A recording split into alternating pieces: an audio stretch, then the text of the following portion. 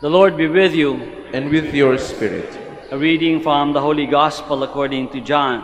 Glory to you, O Lord. Many of the Jews who had come to Mary and seen what Jesus had done began to believe in him. But some of them went to the Pharisees and told them what Jesus had done. So the chief priests and the Pharisees convened the Sanhedrin and said, "What are we going to do? This man is performing many signs. If we leave him alone, all will believe in him, and the Romans will come and take away both our land and our nation." But one of them, Caiaphas, who was high priest that year, said to them, "You know nothing, nor do you consider that it is better for you that one man should die instead of the people, so that the whole nation may not perish." He did not say this on his own, but since he was high priest for that year, he prophesied that Jesus was going to die for the nation, and not only for the nation, but also to gather into one the dispersed children of God. So from that day on, they planned to kill him.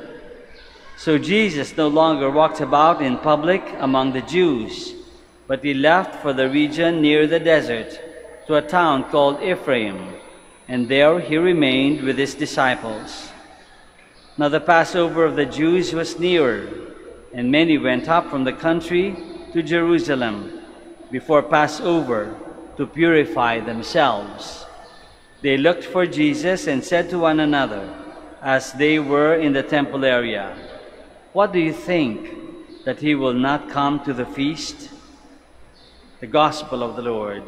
Praise to you, Lord Jesus Christ. Please be seated. Magandang umaga po ulit sa inyong lahat, and welcome to the Minor Basilica of Our Lady of the Holy Rosary of Manaoag. Tanong, what is your biggest blessing, either today or biggest blessing that you have received recently? Sipin nyo, ano ba yung pinakamalaki, malaking bagay na tinanggap ninyo mula sa Panginoon recently, kung kailan lang? Mayroong iba, marami nagpupunta dito, no? Nagpupunta dito sa Manaoag to pray, asking for favors, and sometimes they also come back giving thanks. Maraming dumarating o nagpunta rito na humingi ng cure for their illness, no? Pampagaling sa may sakit, o kaya asking for a higher paying job, o kaya a solution to a big problem, or reconciliation with family or with the loved one. Maraming minsan malalaking mga mabibigat na dasal, hiling ng mga tao dito pumupunta sa Manaoag. And sometimes when they are, or many times when they are answered, natutupad yung kanilang hiling, bumabalik sila dito at nagpapasalamat. Because those blessings, those signs, are signs of God's love. So, ang tanong natin nakapagpasalamat ba? Kung kayo naka-receive na ng blessings, malalaking blessings o not so big na blessings, naka-receive na kayo from God, nakapagpasalamat na ba? Nakapagpasalamat na ba? Kailangan nagpapasalamat, di ba? Kailangan pinapakita natin yung gratitude natin not only by our words, in our prayer, but even by our lives. Dapat napapay forward. You know, beautiful sign of gratitude is when we give to others, share with others the blessings that we have received because we have been blessed very much.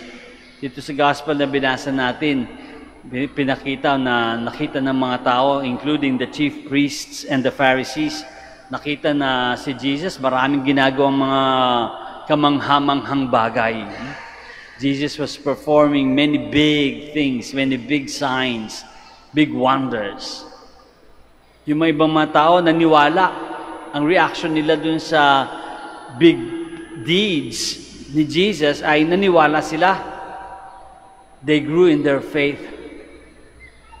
Pero yung mga chief priests and scribes, they were intimidated. natakot, nangamba. Kasi baka mawala yung kanilang nation, mawala yung kanilang land. They were intimidated, and so they started to plan to kill him. The scribes and the Pharisees, the chief priests, began to plan killing him, to let him disappear. Dahil na-intimidate sila sa maraming magagandang bagay na ginagawa ni Jesus. Mga ibang sa atin, mga tao, minsan, kapag maraming mga tao, naririnig tayo, at least kami sa confession even, may mga tao na nawawalan daw, no? Nawawalan ng pananampalataya sa Diyos. Dati meron, tapos after some time, nawawalan ng pananampalataya, nagdududa, nagtatanong, meron ba talagang Diyos? Tinatanong yung existence ng Panginoon. Sabi, isipin mo paminsan-minsan kapag gano'n naman sinasabi, minsan siguro dahil di nila nakikita yung mga blessings na dumarating sa buhay nila. Bakit nila hindi nakikita? Why are they unable to see? Why are people blind to the blessings that they receive every day? Because they're looking for big blessings. Lagi na lang big time na blessings dapat ang darating bago magpasalamat, bago makita yung blessing. Kailangan malaking-malaki. Kailangan mayroong miraculous cure. Kailangan mayroong malaking favor na nasagot.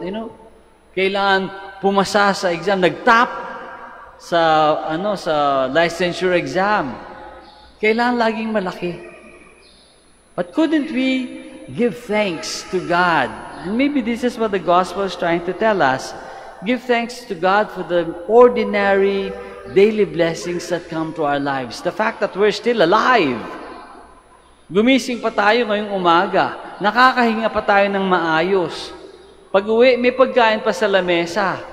Yung mga estudyante, nakakapag-aral pa, nakakapagbasa, nakakasulat, nakaka-add, nakaka-subtract, nakakagawa ng higher mathematics, no?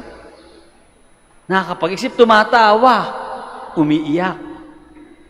Gumagana ang isip, buhay. Buhay. Are we able to give thanks for those things, though?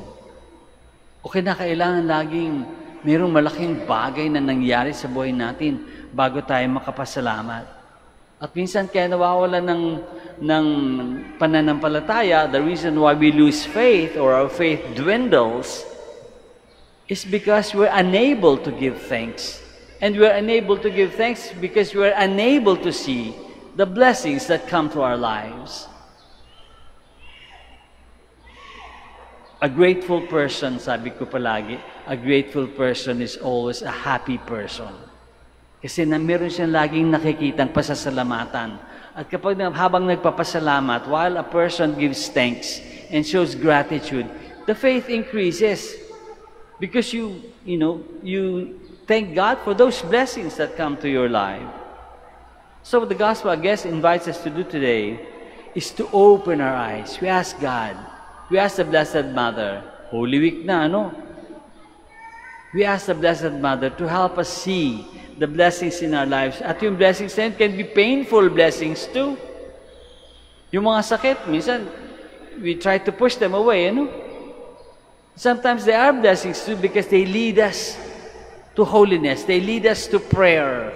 They lead us to dependence on other people. They lead us to trusting in God's will.